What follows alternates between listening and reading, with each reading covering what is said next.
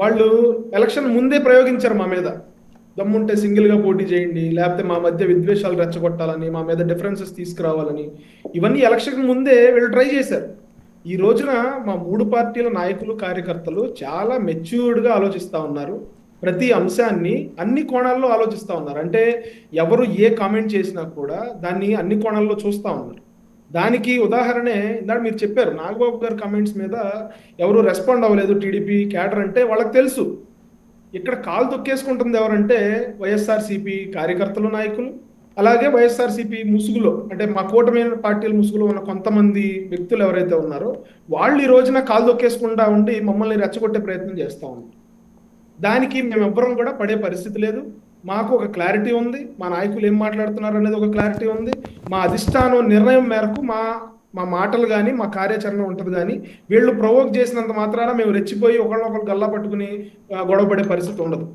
Number 1.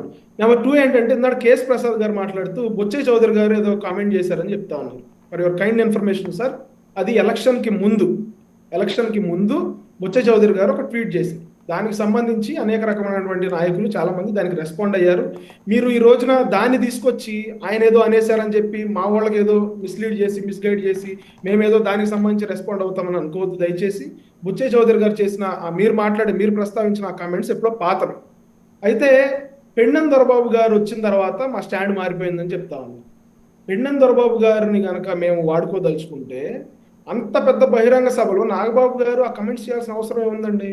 మేము సైలెంట్గానే చేస్తాం కదా. నిజంగా వర్మ గారిని ఇబ్బంది పెట్టాలనుకుంటే ఆ కాన్స్టిట్యున్సీలో పెండెం దొరబాబు గారు ఎలక్షన్కి ముందే రావాలి జనసేన పార్టీలోకి.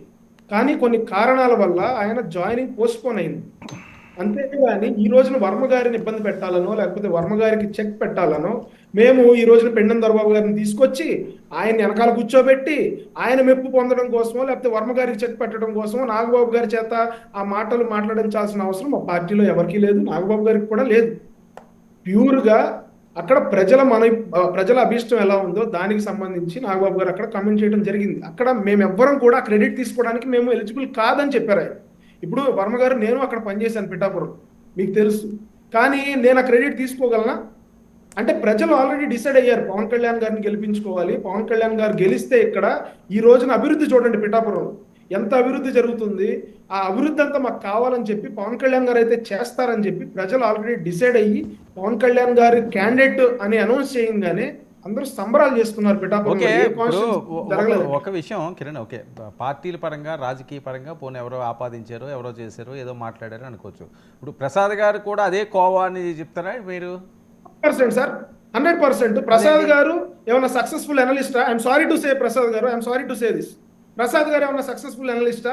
2024 ఎలక్షన్స్ ముందు ఆయన రకరకాల భవిష్యత్తు ఎంత చెప్పేశారు కదా. ఆయన చెప్పింది ఒక్క కూడా 1% కూడా నిజం అవ్వలేదు. పవన్ కళ్యాణ్ గారికి అనురాగ్ మాట్లాడినారు చాలా. ఇప్పుడు కాదు కదా ఎలక్షన్ లో ఇన్ని సీట్లు వస్తాయంటారు, ఇవన్నీ కూడా అన్ని జరగాలని లేవు కదా 100% అట్లాగా. అంటే ఇప్పుడు ఒక అనలిస్ట్ అన్నప్పుడు అన్ని రకాల నుంచి మాట్లాడాలి. కానీ మీరు గమనించండి ప్రసాద్ గారి ఆద్యాంతం ఆయన I understand is an intellect. ఆయన తెలివిగలడు, బాగా తెలివిగలడు. కాకపోతే ఆయన రాంగ్ డైరెక్షన్ లో వెళ్ళాడు, రాంగ్ ట్రాక్ వెళ్ళాడు. ఆయన గనక నిష్పక్షపాతంగా నిజాయితీగా ఆయన అనాలిసిస్ చేస్తుంటే ఈ రోజున ఆంధ్రప్రదేశ్లో #1 అనలిస్ట్ కింద ఉండేవాళ్ళు. కానీ ఆయన రాంగ్ ట్రాక్ పట్టారు. ఆయనకున్న సబ్జెక్ట్ కానీ ఆయన వాక్చాతుర్యం కానీ వొకాబులరీ కానీ అంతా మాకు తెలుసు. కానీ ఆయన రాంగ్ ట్రాక్ పట్టి పవన్ కళ్యాణ్ గారిని కానీ మమ్మల్ని కానీ చాలా చులకన భావంగా, చంద్రబాబు నాయుడు గారిని కానీ లోకేష్ గారిని కానీ చాలా దిగజారి మాట్లాడారు ఆ రోజున. కానీ మేము అవేమి ఇప్పుడు ఒక్క నిమిషం సార్ నేను సాక్షియే కదా, నేను చాలా డిబేట్లు మీతో పార్టిసిపేట్ చేశాను కదా. పవన్ కళ్యాణ్ గారిని కూడా అనరాని మాట్లాడినారు. కానీ ఈ రోజున కేఎస్ ప్రసాద్ గారు వచ్చేసి జనసేన పార్టీ భవిష్యత్తు ఎట్లా ఉండాలి, జనసేన పార్టీ భవిష్యత్తులో ఏ పోరాటాలు చేయాలి, జనసేన పార్టీ ఏ సమస్యల మీద పోరాడాలనేది చెప్తా ఉంటే మాకెవరికి ఎక్కట్లేదు సార్. నేనేం చెప్పలేదు, తెలుసు ఏం చేయాలో. నేనేం చెప్పలేదు, నేనేం చెప్పలేదు. చెప్పకపోతే మీరు ఏం చేయాలో నేను చెప్పలే. పొజిషన్ గురించి లేకపోతే నాగబాబు గారి మాటలు ఎవరు పట్టించుకోరని, నాగబాబు గారికి ఆ స్థాయి లేదనే విధంగా ఆయన మాట్లాడారు. అసలు నాగబాబు గారి గురించి మీకేం తెలుసు సార్? మాకు చాలా ఎక్కువ తెలుసు. పార్టీ కష్టపడి ఒక్క నిమిషం నేను మాట్లాడినాక మాట్లాడండి. నాగబాబు గారు పార్టీకి ఎంత కష్టపడ్డారో మీకు తెలుసా? ఆయన పార్టీ ఆద్యాంతం కష్టాల్లో ఉన్న ప్రతిసారి ఆయన అండగా నిలబడ్డారు.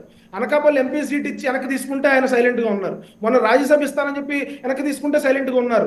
పవన్ కళ్యాణ్ గారికి ఎప్పుడు అవసరమైతే అప్పుడు నేను ఉంటానని చెప్పి పార్టీని భుజాల మీద మోసిన వ్యక్తి ఆయన.